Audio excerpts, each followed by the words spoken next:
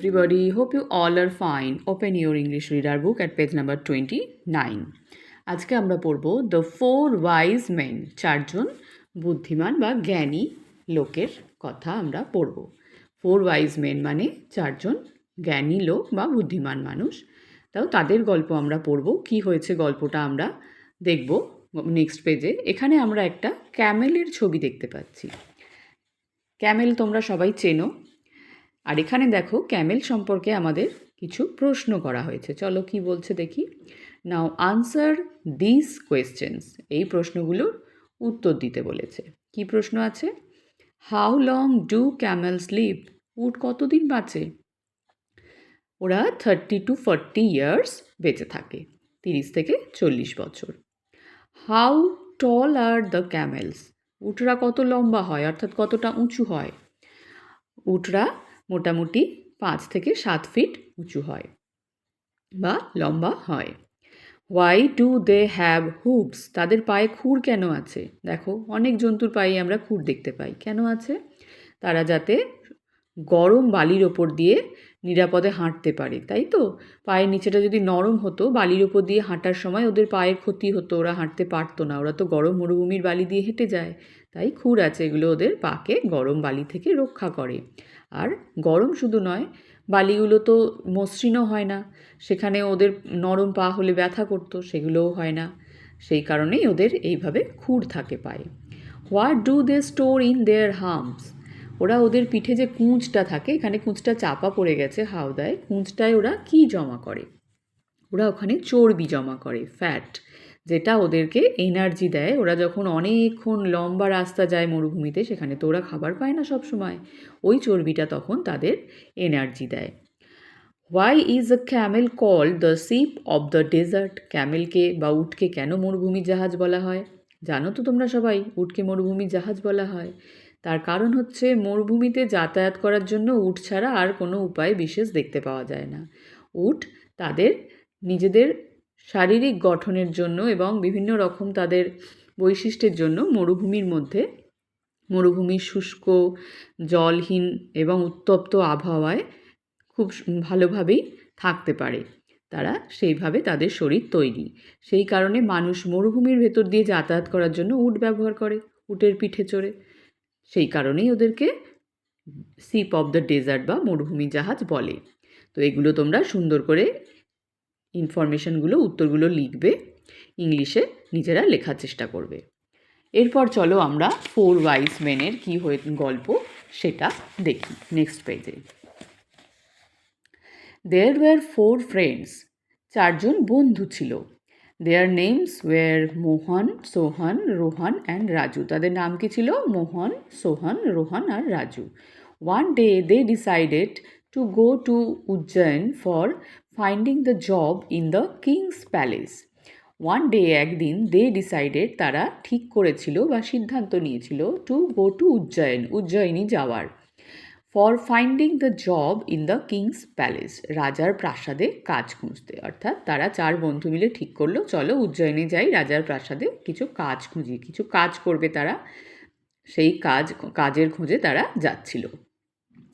On the way, রাস্তায়, they were talking about Ujjain's king, তারা উজ্জয়নের রাজার ব্যাপারে কথা বলছিল। অর্থাৎ চারজনে গল্প করতে করতে যাচ্ছে, গল্পের বিষয়বস্তু উজ্জয়নের বা উজ্জয়িনীর রাজা।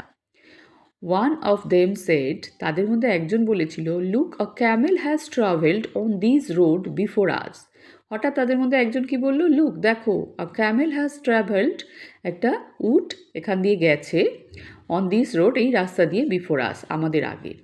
I can tell something about it, আমি এর সম্পর্কে কিছু বলতে পারি। অর্থাৎ সে উট সম্পর্কে জানে, তাই বলছে আমি তার সম্পর্কে কিছু বলতে পারি। All friends noticed different things about the Camel, প্রত্যেক বন্ধুই উটের সম্পর্কে বিভিন্ন জিনিস দেখতে পেলো। অর্থাৎ কেউ হয়তো উটের পায়ের ছাপ দেখলো, এরকম বিভিন্ন জিনিস বিভিন্ন জনে দেখতে পেলো। অর্থাৎ উট যে ওখান দিয়ে হেঁটে গেছে সে ব্যাপারে তারা নিশ্চিত।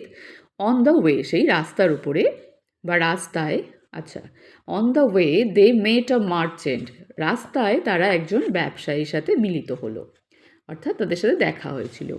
হু ওয়াজ লুকিং ভেরি আপসেট, যাকে দেখে মনে হচ্ছিল সে খুব হতাশ। One of the friends asked him, ওই বন্ধুদের মধ্যে একজন তাকে জিজ্ঞেস করেছিল, sir tell us what happened, বলছিল যে স্যার, অর্থাৎ তাকে একটা সম্বোধন করলো, সম্মানজনক করে জিজ্ঞেস করলো যে কী হয়েছে, সে কিসের জন্য এরকম হতাশ চিন্তিত জিজ্ঞেস করলো। হ্যাঙ্গিং ডাউন হিজ হেড, মাথা ঝুঁকিয়ে দ্য মার্চেন্ট সেড, সেই ব্যবসায়ী বলেছিলেন, I have lost my Camel, আমি আমার উটটাকে হারিয়ে ফেলেছি। আই ক্যান্ট ফাইন্ড ইট, আমি তাকে খুঁজে পাচ্ছি না। আই অ্যাম ভেরি স্যাড, আমি খুব দুঃখিত। অর্থাৎ আমার উটটাকে আমি হারিয়ে ফেলেছি, খুঁজে পাচ্ছি না, তাই আমি খুব দুঃখিত। All the friends told something very true about the Camel.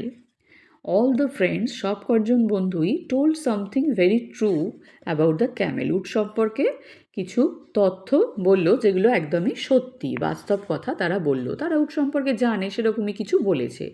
Which was a general fact, যেগুলো সাধারণ তথ্য, যেমন আমরা উট সম্পর্কে কয়েকটা প্রশ্নের উত্তর এখানে আগের পাতায় পড়লাম, সেগুলো তো সব উটের ক্ষেত্রেই এক, সেগুলো আমরা জানি, আমরা উট সামনে না দেখলেও সেগুলো জানি।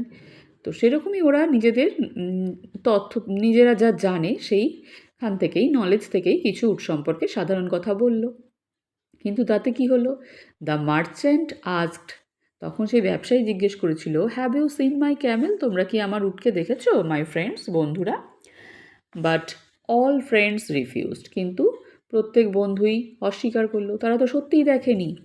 দ্য মার্চেন্ট সেড, তখন ব্যবসায়ী বলেছিল, ইউ ফোর আর লাইং, তোমরা সবাই মিথ্যে কথা বলছো। লাই করা মানে, লাইং মানে মিথ্যে কথা বলছো। You know everything about my camel, তোমরা আমার উট সম্পর্কে সব কিছু জানো। ও ভাবছে যে ওর উট সম্পর্কে তো সব কিছুই জানে, কিন্তু ওরা তো উট সম্পর্কে যেটা জানে সেটা সব উটের সম্পর্কেই জানে, তাই না? ওই ব্যবসায়ীর উটটার সম্বন্ধে আলাদা করে কিছু নয়, ওরা সব উট সম্পর্কেই বলছে, কিন্তু ও ভাবছে তাহলে ওরা নিশ্চয়ই উটটা দেখেছে, মিথ্যে কথা বলছে। I am sure you are highway robbers, বলছে আমি নিশ্চিত তোমরা হাইওয়ে রবার্স, অর্থাৎ তোমরা দিনের আলোয় ডাকাতি করো, অর্থাৎ তোমরা রাস্তার ধারে থাকো বসে ঘাপটি মেরে, আর তোমরা ডাকাতি করো। ওরা বউ ভাবছে ওর উটটাকে ওরাই নিয়ে নিয়েছে। You have stolen my camel, তোমরা আমার উট চুরি করেছো। এই পর্যন্তই আমরা আজকে পড়ব। নতুন শব্দগুলোর স্পেলিং এবং মিনিং তোমরা শিখে নেবে আর সুন্দর করে রিডিং পড়া অভ্যেস করবে। সবাই ভালো থাকবে, আমরা পরের দিন দেখব কি হলো। বাই।